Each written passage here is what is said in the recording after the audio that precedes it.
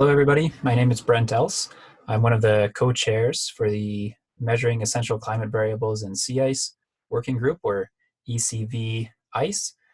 We're a group that's working primarily around determining the best methods to measure some of the key sea ice biology and biogeochemical parameters. And what I want to do today is I want to walk you through what ECV-Ice is, what our objectives are, and what we've accomplished so far to date. So you can see the list of members. The first three names here are the co-chairs.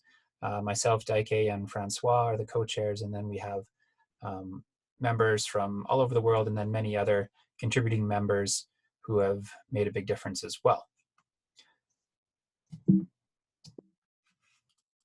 So I'll just start with the goals of ECV-Ice. When we submitted our application to SCORE, these were the things that we set out for ourselves. The first was to try and publish synthetic reviews compiled from existing measurements. So really what this goal was all about is trying to look at what data already exists and see if we can learn anything from that existing data set useful, or if we can also identify where the big discrepancies are. And as I go through this, you'll get a little bit of a better sense of what the key problems that our group does. So one of the key problems that we identified at the start of the working group was that there are these big issues around how do you store and process sea ice cores. Many measurements can be made in the field, many measurements can be made in situ, but lots of measurements require that we remove ice cores and return them back to the lab for processing and eventual analysis. And what happens to that ice core while it's in storage, and how we process it, which includes, how do we actually go about melting the sea ice core in a way that doesn't destroy whatever biology or biogeochemical communities we're looking at. Those are some of the key things that we wanted to look at. Another thing that we're focusing on is the issue of gas exchange. We know that sea ice exchanges some important climate active gases like CO2, methane, and DMS, things like that. But the methods to measure and quantify those fluxes previously were not particularly well reconciled. There are many different ways to do it, and depending on which one you use, you can come up with very different answers. And then the last point here was primary production. Primary production is, of course, a very important measurement to make. So here I'm talking about the primary production that either exists on the bottom, in the bottom communities of the sea ice, or communities that exist throughout the sea ice, particularly in the Antarctic.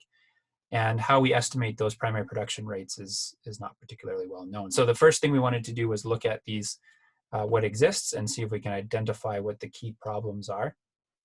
And then the next step was to design and coordinate intercalibration experiments where we try to evaluate some of these different methods for the key parameters. So actually going out into the field somewhere or going into a laboratory facility and checking these different approaches for ice core storage and processing, trying different methods for primary production, and trying different methods for measuring air-sea CO2 fluxes or the carbonate system parameters in sea ice. And I should say, I guess, I've sort of made this seem kind of linear, identify the problems and then go out and do experiments. In fact, these two issues have been done somewhat in parallel, because we had some idea of what the issues were and only so much time, so we wanted to try to tackle these at the same time. And then actually the third point is actually very closely related to the second point, and this is to do intercomparison studies that particularly look at new technologies that address the complexity and heterogeneity of sea ice at different temporal and spatial scales. One of the big issues that we have in sea ice, which is probably not so different in other, well, if you think about other dynamic areas of the oceans, like estuaries or coastal areas, there is really high heterogeneity, spatial heterogeneity in sea ice. You can pull a sea ice core out from one area and see lots of ice algae on the bottom of it and go 5 meters to the left or the right and find something quite different. So that necessitates using other technologies like remote sensing technologies to try to get at that as well. And so the idea there was to also have intercomparison studies for those. And then as the kind of legacy product for ECV-Ice was this idea to create a guide of best practices for all of these things that we've learned. And our idea there was to have it as a bit of a living document that would exist somewhere on the internet and could be updated as our understanding changed and as our understandings evolved.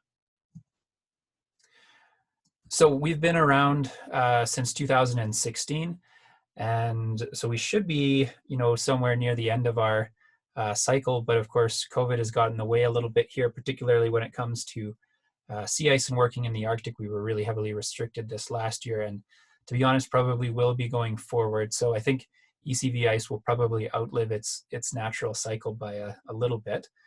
But because we're a few years into it, we have had some good progress here. So I just wanted to comment on a few published papers that are already out. We've published one paper that looks on the effect of melting treatments on measurements of biomass and nutrients in sea ice, and a similar paper that, well, not a similar paper, but a paper addressing the same issue of melt procedures, this time looking at photosynthetic response, so really getting at this question of how do you measure primary production after you've removed an ice core and cut it up and melted it. And then we've also published a paper that attempted to reconcile some of the big differences that we saw between the two key CO2 flux measurement techniques, which was the eddy covariance technique and the chamber technique. So we've made some good progress on the methods review. There's a couple of things that are still in work, in process, that we think are going to be really exciting. So we're working on compiling measurements of sea ice primary production from the Arctic and the Antarctic. This is where we're trying to pull together all the existing measurements for this key parameter and see what we can learn from it.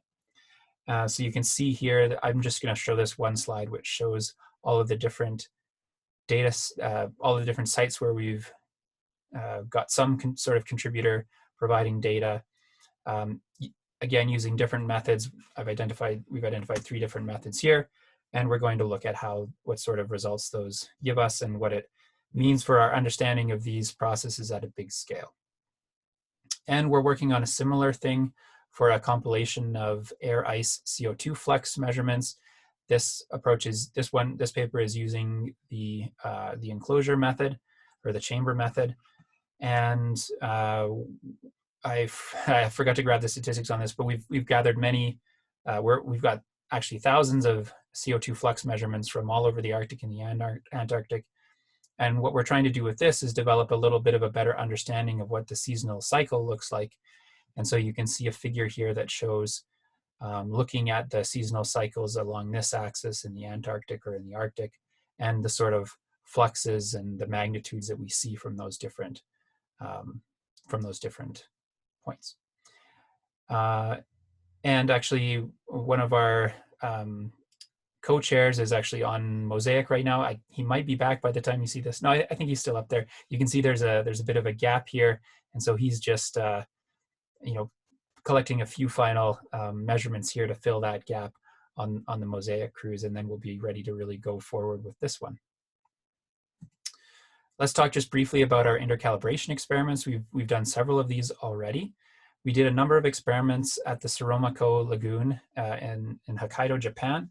This is one of the lowest, or maybe the lowest latitudes where sea ice exists. Very convenient place to work because of the proximity to the research institute there. And so we've actually done experiments in 3 years where we've looked at, this is where we did one of these experiments on melting treatments for biomass and nutrients. We did a fairly large primary production intercalibration experiment where we had several different primary production measurement techniques happening at the same time. That's what you're seeing in this photograph here. Various different sites closely proximal to each other, but making measurements of primary production. And something we added kind of late in the ECV-Ice was also the question of making light measurements under sea ice. The light field under sea ice is an important kind of state variable for controlling all of the biogeochemistry, and there are some issues with methods for measuring light under sea ice as well. So we've had some good success at the Soromako Lagoon. We also just completed an experiment at the Roland von Glasow experimental ice facility at University of East Anglia in the United Kingdom. We got this one done, I believe, just before the whole world shut down. So just that was lucky, I guess.